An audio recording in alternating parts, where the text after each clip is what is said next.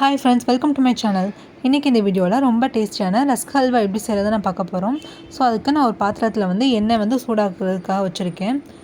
So இப்போ அதில் நான் ஒரு 15 பீசஸாக குட்டி குட்டி ரஸ்க் எடுத்திருக்கேன். ஸோ அதை நான் பொரிச்சு எடுத்துக்கிறேன். நல்லா ஒரு ப்ரௌன் கலர் ஆகிற வரையும் நம்ம பொரிச்சு எடுத்துக்கலாம். இதை மோஸ்ட்லி பார்த்திங்க அப்படின்னா ப்ரெட்டில் தான் செய்வாங்க. ரொம்ப டேஸ்ட்டாக இருக்கும். மதுரையில் பார்த்திங்கன்னா இந்த கல்யாண வீட்டில் எல்லாம் ரொம்ப ஃபேமஸ் இந்த அல்வா, பன் அல்வான்னு சொல்லுவாங்க. ஸோ இந்த மாதிரி ப்ரௌன் கலர் ஆகிற வரை நல்லா பொரிச்சு எடுத்துக்கலாம். இப்போ அது ப்ரௌன் கலரில் வருது பார்த்திங்களா. ஸோ அந்த கலரில் தான் நம்மளுக்கு அல்வா கிடைக்கும். இது நம்ம சேனலை சப்ஸ்கிரைப் பண்ணலாம், மறக்காமல் சப்ஸ்கிரைப் பண்ணிடுங்க. பக்கத்தில் இருக்க பெல் ஐக்கானை மறக்காமல் கிளிக் பண்ணிடுங்க. ஸோ நான் எல்லாத்தையும் இந்த மாதிரி பொரிச்சு எடுத்துக்கிறேன். பொரிச்சுட்டு இந்த மாதிரி பிளேட்டில் டிஷ்யூ பேப்பர் போட்டு எடுத்துக்கிறேன்.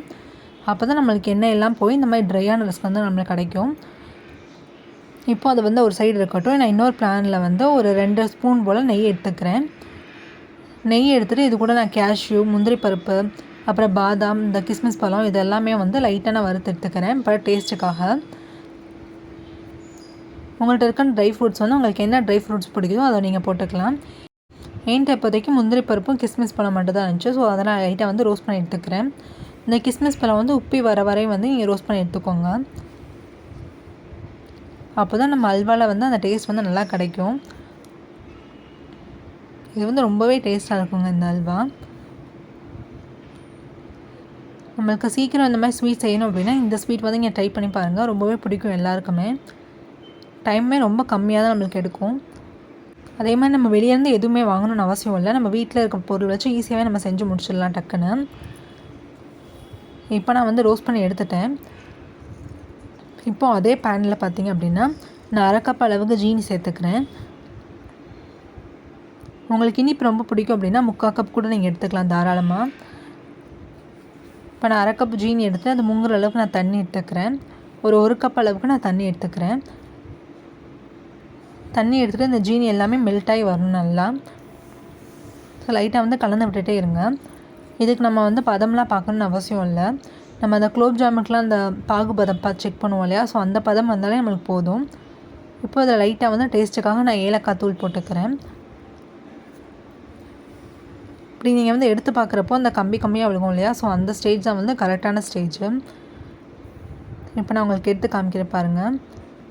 இப்போ நம்ம எடுத்து பார்க்குறப்போ அந்த ட்ராப்ஸ் எல்லாம் நின்று கம்மியாக விழுகும். ஸோ இந்த ஸ்டேஜில் நம்ம அந்த ரோஸ்ட் பண்ணி வச்சுருக்கோம் இல்லையா ரஸ்க்கு, அதெல்லாம் நம்ம ஆட் பண்ணிக்கலாம். ஆட் பண்ணிட்டு நல்லா மிக்ஸ் பண்ணி விடுங்க. நம்ம அந்த ஜீனி பாகெல்லாம் இந்த ரஸ்க் உறிஞ்சி எடுத்துக்கணும். அப்போ தான் சாஃப்டாகும் ரொம்ப. இந்த மாதிரி லைட்டாக நல்லா மிக்ஸ் பண்ணிக்கிட்டே இருங்க. பார்த்திங்க அப்படின்னா அந்த ஜீனி பாகெல்லாம் லைட்டாக அந்த ரஸ்க் உரிய ஆரம்பிச்சிருச்சு. ஸோ நல்லா உறிஞ்சதுக்கப்புறம் சாஃப்டாக வந்துடும். இப்படி சாஃப்டாக வந்ததுக்கப்புறம் இந்த மாதிரி ஒரு கரண்டியை வச்சு லைட்டாக மசிச்சு விட்டுட்டே இருங்க. ஏன்னா இப்போ நம்ம ப்ரெட்டில் செஞ்சோம் அப்படின்னா அந்த ப்ரெட் சாஃப்டாக தான் இருக்கும். ஆனால் ரஸ்க் கொஞ்சம் ஹார்டாக இருக்கும் இல்லையா. ஸோ இந்த மாதிரி நம்ம மசிச்சு விட்டுட்டே இருக்கப்போ ரொம்ப சாஃப்டாகிடும். அப்பப்போ லைட்டாக நெய் ஆட் பண்ணிக்கோங்க. இப்போ பார்த்திங்கன்னா இது கூட நான் 1/4 கப்பு போல் பால் ஆட் பண்ணிக்கிறேன். காய்ச்சி ஆற வச்ச பால் தான் இது. ஸோ நீங்கள் பாலை டைரெக்டாக ஆட் பண்ணிடாதீங்க. காய்ச்சி ஆற வச்சதுக்கப்புறம் ஆட் பண்ணிக்கோங்க. இந்த பால் சேர்க்குறது ஆப்ஷனல் தான். உங்களுக்கு பிடிச்சிருந்தால் நீங்கள் ஆட் பண்ணிக்கலாம். ஸோ பால் சேர்த்ததுக்கப்புறம் நான் லைட்டாக மசிச்சுக்கிட்டே இருக்கேன் நல்லா. இப்போ 2 ஸ்பூன் போல் நான் நெய் ஆட் பண்ணிக்கிறேன்.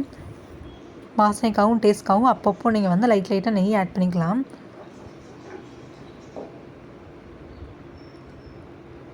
இதுக்கு டோட்டலாக பார்த்திங்க அப்படின்னாலே ஒரு 15 மினிட்ஸ் தான் ஆச்சு எல்லாமே ரெடி பண்ணுறதுக்கு. ஸோ குறைவான டைமில் ஈஸியாக நம்ம செஞ்சிடலாம் அந்த ஸ்வீட்டை. அவ்வளோதாங்க. இப்போ என்னோடய அல்வா ரெடி ஆயிடுச்சு. இப்போ நம்ம ரோஸ்ட் பண்ணி வச்சுருக்கோம் இல்லையா அந்த முந்திரி பருப்பு அதெல்லாமே ஆட் பண்ணிக்கலாம். ஆட் பண்ணிட்டு நல்லா மிக்ஸ் பண்ணி விட்டுக்கோங்க. அவ்வளோதான், நம்ம ரஸ்க் அல்வா ரெடி ஆயிடுச்சு. இது குழந்தைங்களுக்குலாம் ரொம்பவே பிடிக்கும். ஸோ கண்டிப்பாக ட்ரை பண்ணி பாருங்கள் வீட்டில். கடைசியாக நான் 1 டீஸ்பூன் போல் நெய் ஆட் பண்ணிக்கிறேன்.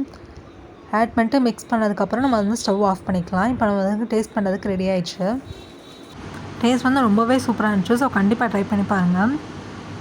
ஸோ ட்ரை பண்ணிட்டு எப்படி இருக்குது அப்படின்னு சொல்லிட்டு கமெண்ட் பண்ணுங்கள். ஸோ நெக்ஸ்ட் வீடியோவில் பார்க்கலாம் guys. Bye bye, stay tune.